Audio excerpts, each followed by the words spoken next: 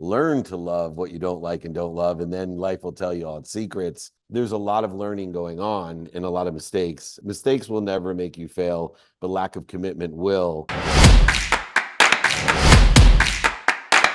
Since 1981, Justin has been producing world-class Bordeaux-style wines from Paso Robles on California's Central Coast. As the pioneer of Paso, Justin wines are what put Paso Robles on the winemaking map. The Justin team believes that wine should be exceptional from every angle, which is why their team uses boutique winemaking practices like hand harvesting and hand sorting. With a rich history of accolades, Justin produces exceptional wines and is proud to be America's #1 luxury Cabernet. Whether you're the first-time wine drinker or a wine aficionado, Justin has a wine for every celebration and occasion. Visit justinwine.com and enter promo code Playbook20 for 20% off your order.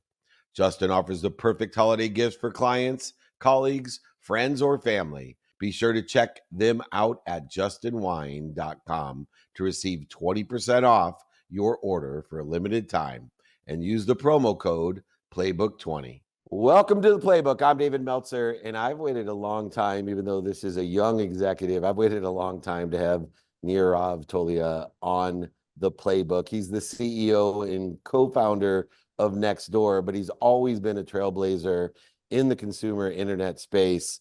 And over a decade, over 13 years, he's been trolloping around technology.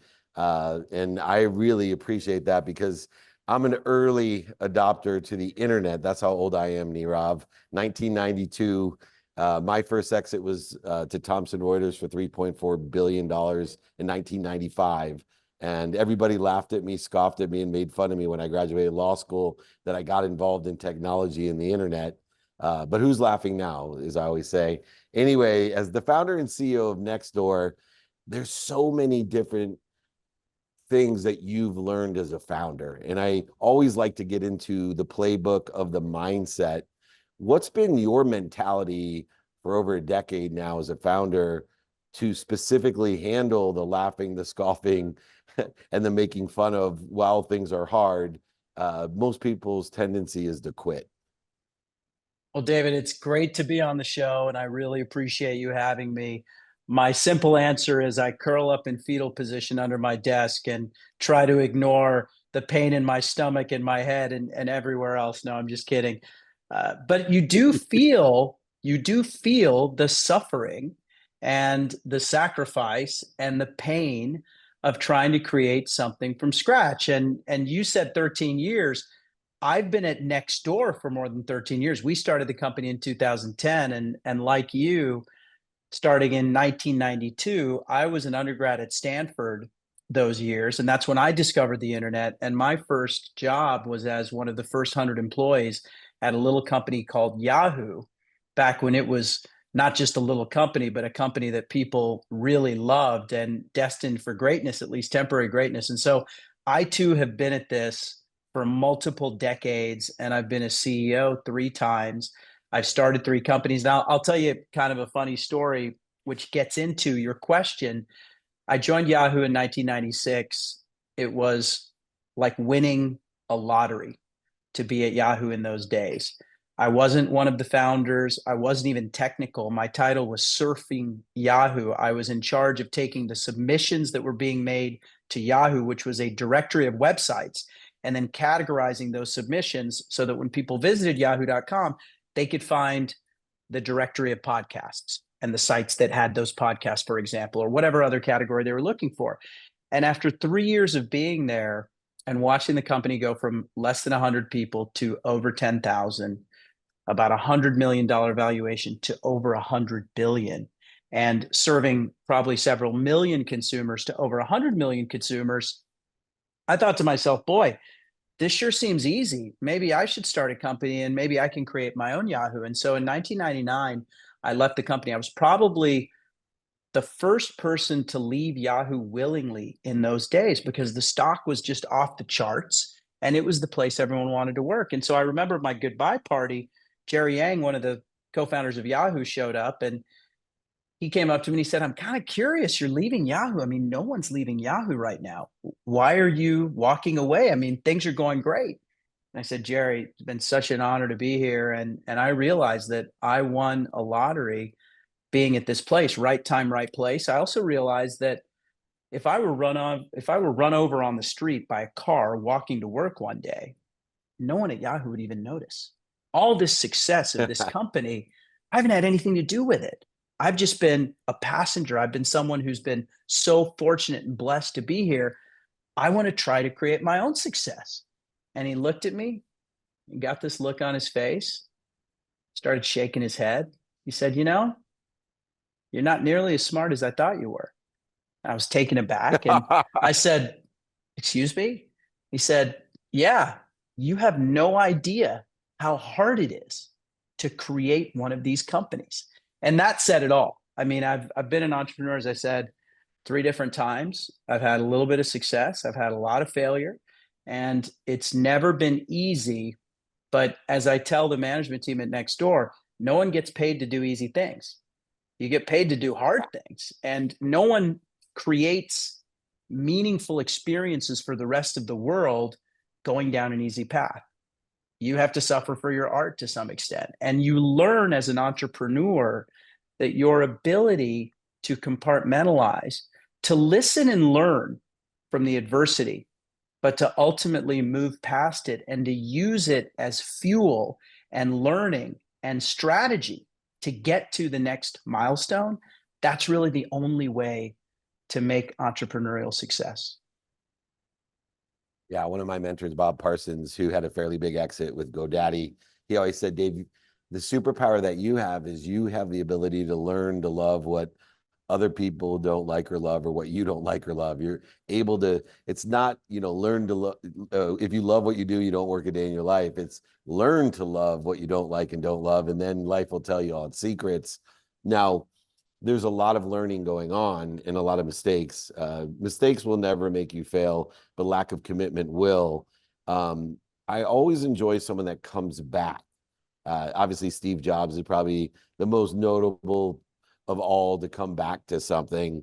And to come back as you have and return to Nextdoor as CEO, there must have been some lessons as well, not only leaving Yahoo, leaving Nextdoor, but I've never had the experience of the lessons of coming back.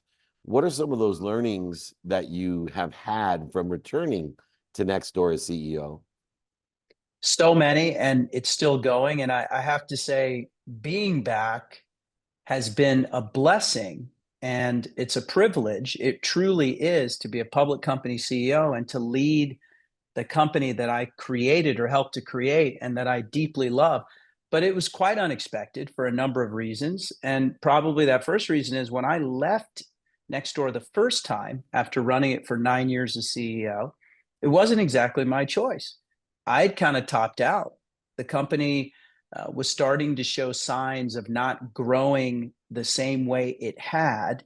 And when that happens, the flip side of the privilege of leadership is the accountability of leadership. And so when the company is not truly achieving its potential, one of the ways that a board of directors shakes up the deck a little bit is by transitioning leadership. And that's essentially what happened when I left.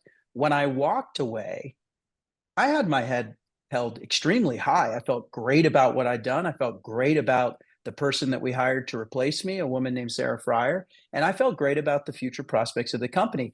But I was very, very tired. And part of the reason I was tired, part of the reason I was burned out, part of the reason it was actually okay for me to leave is because of exactly what you said at the beginning. The journey was painful.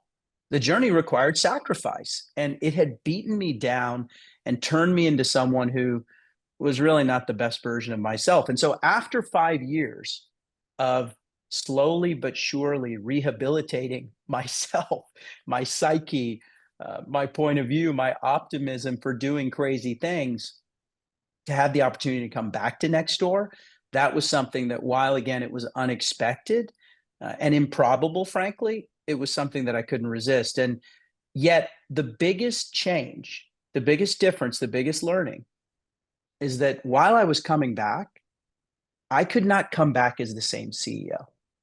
I could not come back as the same person. I was not coming back because they wanted that person who ran the company from 2010 to 2019. I was coming back because they needed a person who was right in 2024. And so the benefit to me of reflecting on the first 9 years of running the company and then reflecting on the 5 years that I had spent since then outside of Nextdoor, that has given me, I believe, the fresh eyes to come in and be a better leader, be a better CEO, and hopefully have a better outcome at the end. But the lessons are legion, and you learn them all the time. In fact, I think if anything, you want to create a mentality that's all about learning. It never ends. It never, ever, ever ends. And the one thing I'll tell you is what makes it worthwhile to me is the people. I've always said I could never start a company by myself. I've started 3 companies, as I mentioned, but I've always had co-founders. And co-founders and ultimately all of your colleagues, your management team, your board of directors, your investors, everyone, the highs feel so much higher and the lows feel not so low. And in terms of learning, you can only learn so much if you're only listening to yourself. But think about how you can amplify those learnings if you have a set of people around you that you like, respect, and trust. And for me, opening my ears and eyes, and frankly, my state of mind to all of that learning, that's what I think ultimately will give me a chance to be the CEO that I want to be. And Nirav, as I examine your career, I always admire someone that focuses on the certainty of self by developing skills, knowledge of who and what, and through that pain, the purpose and desire is greater than that pain. When in 1999, I was the head of the data division of a new telecom side of it called Samsung up there, and I was asked to leave as CEO of the data division because I was a great salesperson. I was not a great CEO, and I was determined to develop those skills instead of stay and be the executive vice president of sales, which I had a great acumen for sales, but I wanted to become a leader, a CEO. I was around Kwame and Bota and just extraordinary leaders in the space up there, and yet I couldn't get out of my own way. Ego-wise, I still, the competitive side of me until Lee Steinberg, which is the irony of my life. I wanted to be in sports when I went to law school and ended up in technology. And instead of being a Silicon Valley investor, I ended up being the CEO of Lee Steinberg Sports Agency because he saw the future of sports in investment and technology. And he didn't care that I wasn't a great lawyer or a sports agent. What skill was it that's different today? Obviously, your knowledge is gained, but I'm curious, skill set wise, there's been a great maturation to come back in 2024. Can you pick one of the skills that you see coming back ready for 2024 so you're not the same CEO, co-founder that was 8 years previous? Yeah, I'd like to think that I am completely different, at least in regards to the weaknesses, right? I want the strengths to stay, but I want the weaknesses to hopefully evolve. But I will follow the sports theme because I recently was in an event listening to Tom Brady, someone who is as good as anyone has ever been at what he does. And he said something that really struck me. He said, be humble in victory, be curious in defeat. And the thing that's really different about me this time around is entrepreneurs are incredibly competitive. I mean, you told the story about how you wouldn't take no for an answer, right? And part of the entrepreneurial spirit is one where you just keep getting back up. You get knocked down, it's all right, I'm going to get back up. I'm going to get back up. I'm still coming. I'm still coming. I'm still coming. And you love to win, but you hate to lose. You absolutely hate to lose. We can say all these great evolved things like I'm going to learn from losing and I'm going to turn that frown upside down and all that stuff. But in the moment, you hate it. So the thing that Brady said that I feel like I've tried to put into effect coming back this time is when you lose, be curious. And losing when you're building a business is not binary, but you have many, many, many things that happen almost on a daily basis that don't go exactly the way that you wanted them to go. So at that point, what do you do? Do you get frustrated? Do you ignore them? Do you blame people? Do you think that it was some macro factor that you couldn't control? Or do you get curious? Do you ask questions? This show is brought to you by BetterHelp. Therapy is a great tool for facing your fears and finding ways to overcome them, because sometimes the scariest thing is not facing our fears in the first place and holding ourselves back. It's helpful for learning positive coping skills and how to set boundaries. It empowers you to be the best version of yourself. It isn't just for those who've experienced major trauma. If you're thinking of starting therapy, give BetterHelp a try. It's entirely online, designed to be convenient, flexible, and suited to your schedule. Just fill out a brief questionnaire to get matched with a licensed therapist and switch therapists anytime for no additional charge. Overcome your fears with BetterHelp. Visit betterhelp.com/playbook today to get a 10% off your first month. That's BetterHelp, HELP.com/playbook. Imagine starting a small business, your first customer, first hire, first real paycheck. But everything isn't just exciting, it's scary. That's where JustWorks come in, the all-in-one platform that supports small business growth.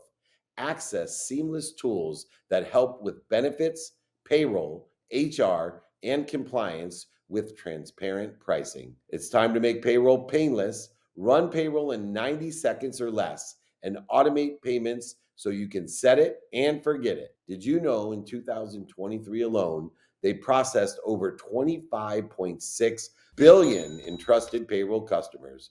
Don't worry about the paperwork piling up either. They take care of payroll tax documents and reporting to help you stay compliant. Visit justworks.com/podcast to join the thousands of small businesses that trust JustWorks to take care of payroll, benefits, compliance, and more. That's justworks.com/podcast. This one piece of advice that I have started to embrace is when someone says something and this thought goes through my mind, that's wrong.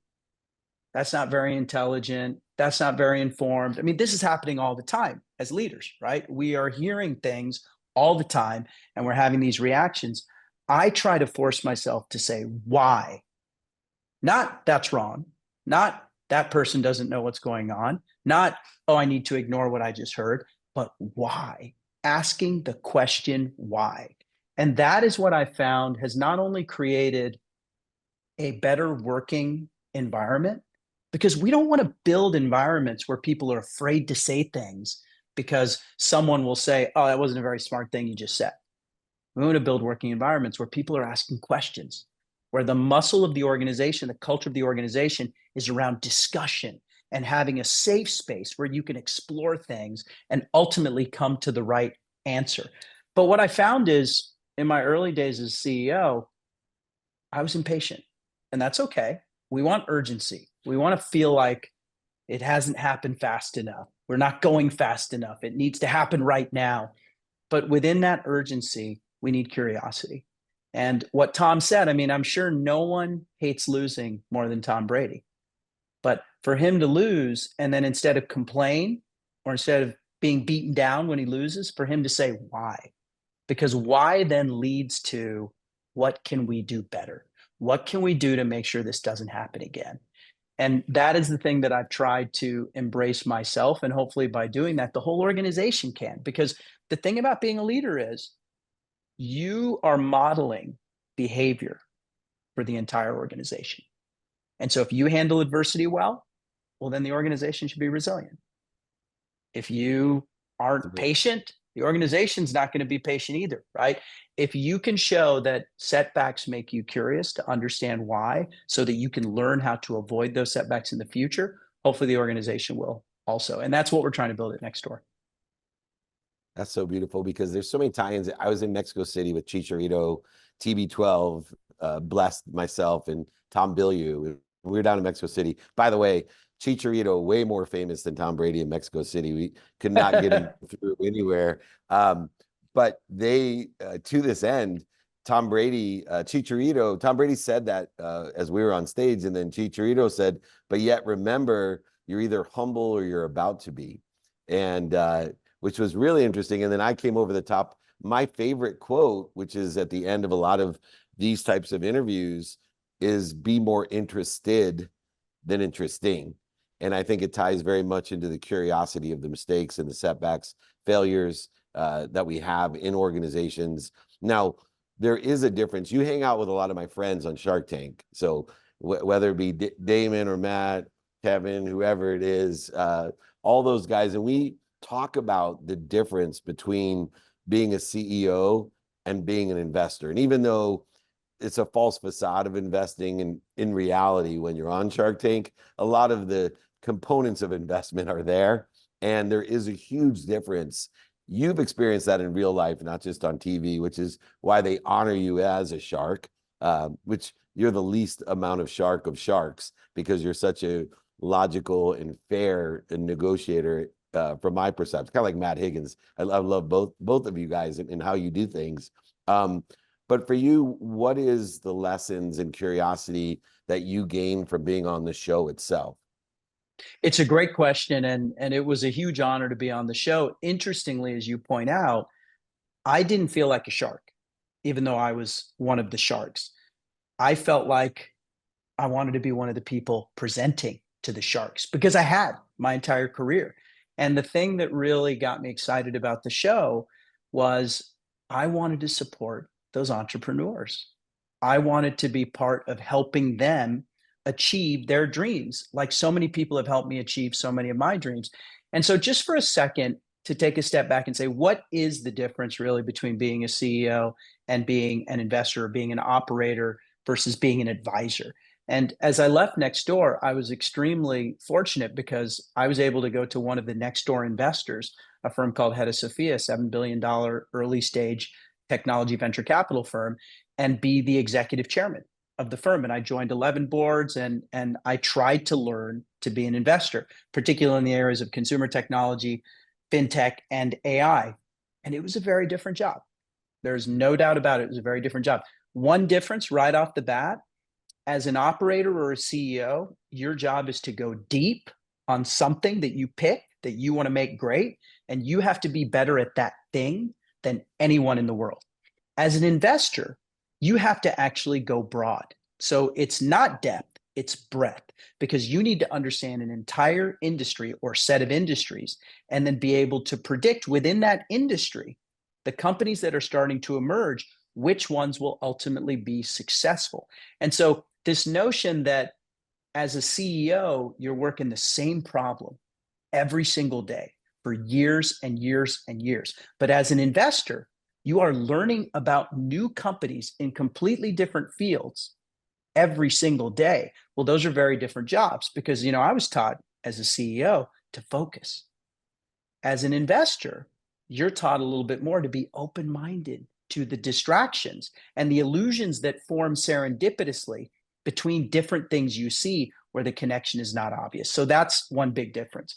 The other big difference is, as a CEO or an operator, you're doing things with your own hands. You're not just taking advice, you are moving from that advice to execution.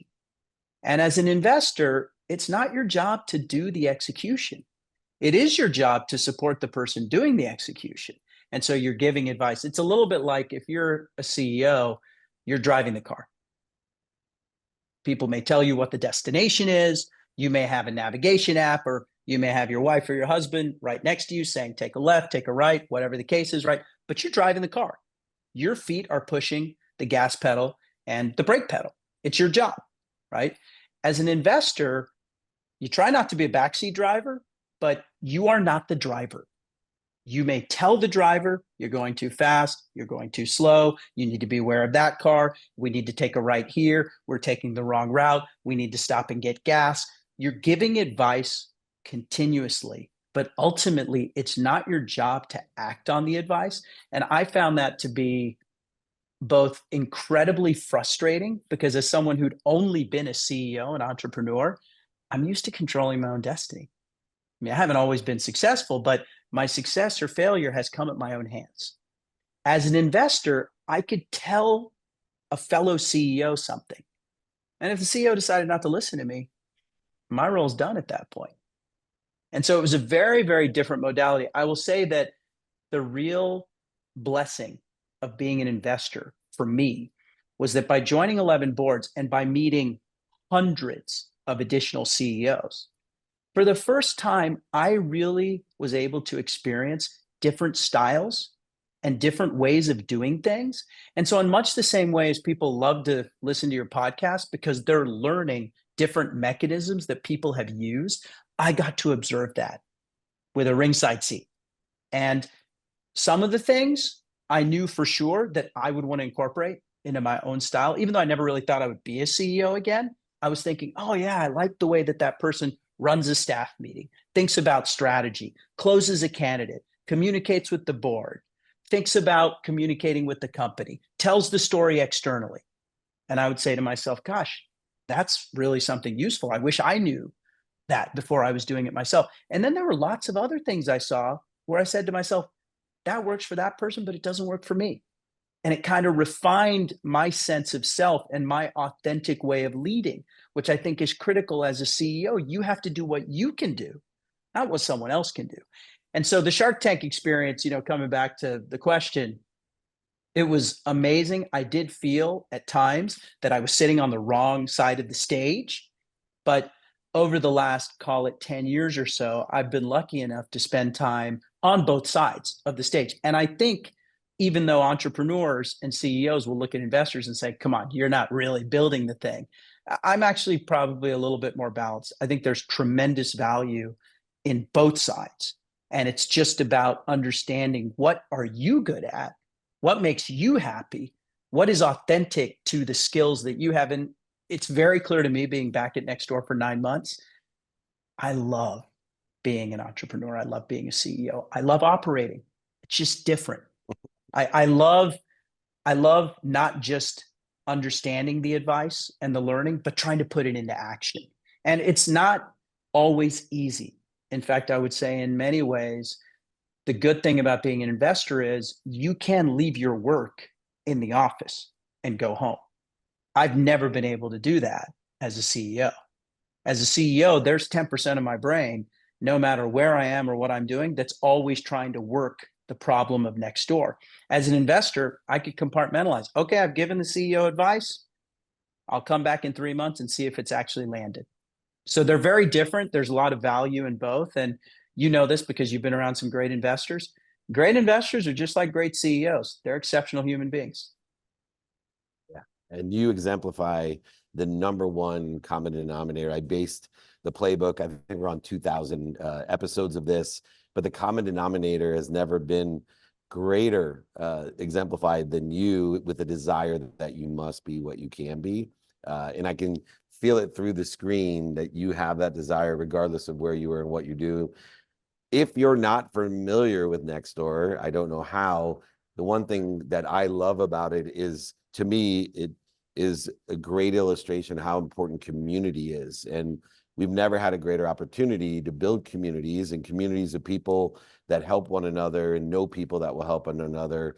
They buy from us and sell for us for life. And there's no better recipe in my 35 years of experience than those people that are able to lead a community of people that are buying from you and selling for you, whether it's your ideas, whether it's product, services, or solution. It's a guaranteed formula of success. And my friend Nirav Tolia has figured out that recipe, whether as it's an investor, a leader, a founder, or a CEO, back on track at Nextdoor. Everybody, please follow him, follow the company. Nextdoor is an extraordinary community to be a part of. Nirav, make me one promise that we'll get together when I'm up there speaking in San Francisco. I need to learn more from you outside of these amazing 20 minutes. Thank you, Nirav Tolia, for joining me, the CEO, co-founder of Nextdoor, with me, David Meltzer, on Entrepreneurs, the Playbook.